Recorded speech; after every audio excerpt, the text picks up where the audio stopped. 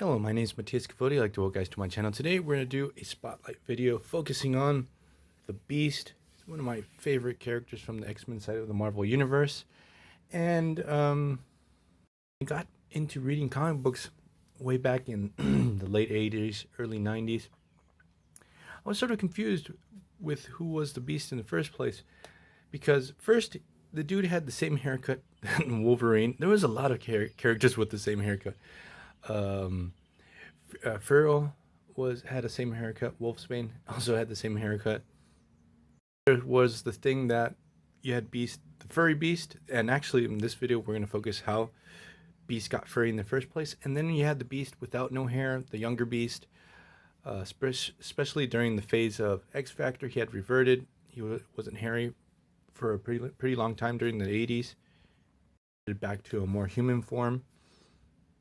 He was a really smart character, but he was very happy-go-lucky, always willing to crack a joke, add levity to a situation. So I really learned to really love this character. I loved Beast's role in the X-Men animated cartoon too. Most of the first season he didn't really appear too much because he was captured and stuff like that. First time I ever saw Beast in a comic book, I can't seem to find the issue. It's buried within my collection. I'm gonna probably, once I find it, I'll do a video about it. It was in a Marvel Comics Presents story where Beast actually teams up with Constrictor, villain, the guy that has those metallic coils and stuff like that. I think they're searching for a serial killer or something like that. It's a really interesting story, and the art to it was really, really good. So I want to share with you guys the Marvel trading cards of the evolution of Beast back when I got into reading comic books. He's very different to the Beast that we have nowadays. It's been a pretty long while that I don't like the direction they've taken with Beast. He's very dark and somber, and he's always doing things that are ethically very questionable. Actually, he's always done them, but it's more like super serious. The constant with this character is that real smart guy. He's brilliant, but he takes some really dumb decisions, and that's something we're going to see in this particular story. So first, let's see the trading cards. This is from Marvel Series 1. Sort of my favorite type of design of Beast was during this phase. He has the dark blue fur because when he becomes furry, at first he's dark gray. So this is from Marvel Series 1. As you can see, he's rocking the Wolverine haircut. I don't know why so many mutant characters had this haircut. This is from Marvel Series 2. Just checking because on these trading cards, normally they wouldn't credit the artist, but here I saw E.L. This is Eric Larson. His style is very, very noticeable. And he had a thing, he really liked drawing Beast. Then we have from Marvel Series 3. This is not as he's not as beefed up as the other two versions. He's a more sleek Beast. And then we have Jim Lee's Beast that I love. Jim Lee's interpretation of the X-Men, how he illustrated them, at least for me, it's like the definitive version of the X-Men. Let's go back to 1972 to Amazing Adventures featuring the Beast, written by Gerry, Conway, and art by Tom Sutton. And I gotta tell you, this story itself, it has a horror vibe to it. It's pretty dark. Beast is actually sort of scary. Like, Tom really focuses on making Beast look like a monster and trying to make him as scary as possible. During this time, the comic books code had relaxed a little bit, or was going through a process of relaxing some of its norms and controls over the comic books. So in the 70s, you saw an explosion of horror comic books. Also, a ton of new supernatural characters or characters dealing with the occult and stuff like that. It really focuses on a science experiment that goes wrong, very similar to the Hulk, but the Beast at first really has to deal with a pretty messed up situation. So how did we get to the situation that Beast is having to deal with this assassin in this place? He's all hairy. We don't understand what happened to him. Go to a flashback. Hairless Beast, back with the original X-Men, goes out on his own. He's going to start working and investigating for a think tank. I'm not sure because I read this a couple weeks ago. I think it's the Rand Corporation. He's working on this weird experiment that's gonna unlock a person's X gene or normal human's X gene for about an hour, and he can have powers for a little bit. So the story focuses on Beast. He's a really happy dude. He falls in love with this girl.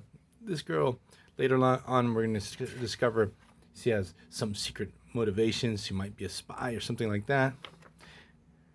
Rival scientist that's jealous of Beast's work. He wants to steal it or destroy it, something like that. But Beast doesn't want to lose his work. He doesn't want to doesn't want his experiments to fall into the wrong hands. He decides to experiment on himself. He goes through this metamorphosis. Since he's already a mutant, he goes through like a secondary mutation. He turns into this grotesque furry beast. He's able to deal with the bad guys. But the thing is, he had to take the antidote before an hour passed. This doesn't happen, and he's stuck in this form. Thing is, in this beast form, he's more aggressive, he's more feral, he sort of loses control, he almost kills this guy. So in issue number 12 of Amazing Adventures, we get this awesome cover of Beast battling,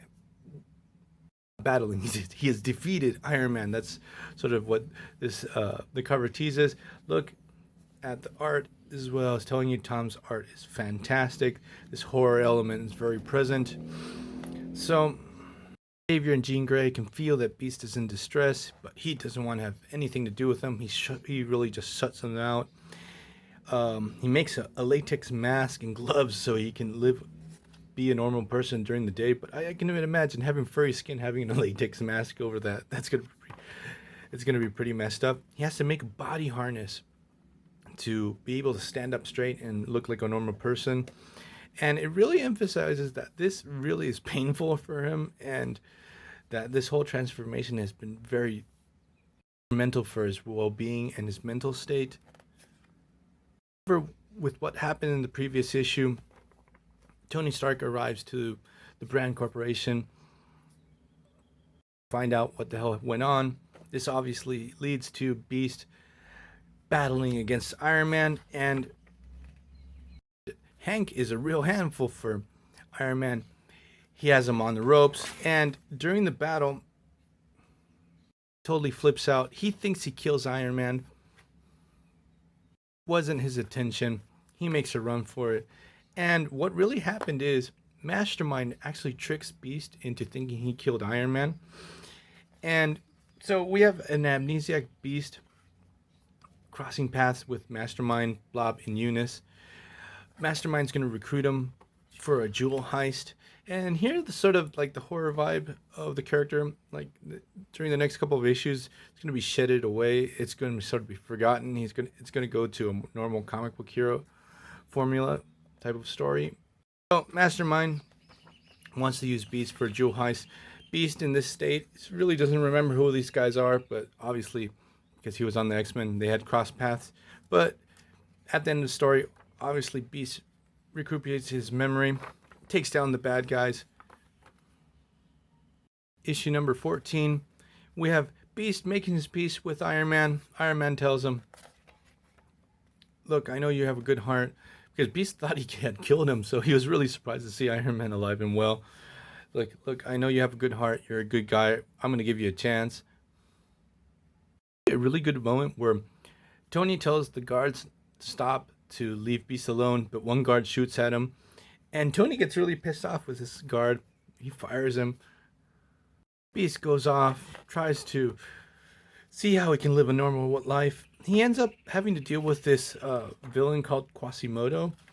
This particular issue has a pretty messed up ending, because Quasimodo realizes like his life means nothing, that he's never going to acquire humanity.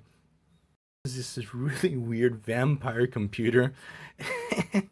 Thing is, the guy realizes his life is never going to be more normal. He's never going to amount to nothing, and he's about to kill Beast, and he decides to commit suicide. So this comic book takes a real dark turn. So I'm going to leave this video here. Next one that I'm going to do about Beast is how Beast becomes blue in Amazing Adventures number 15. So see you guys next time. Bye.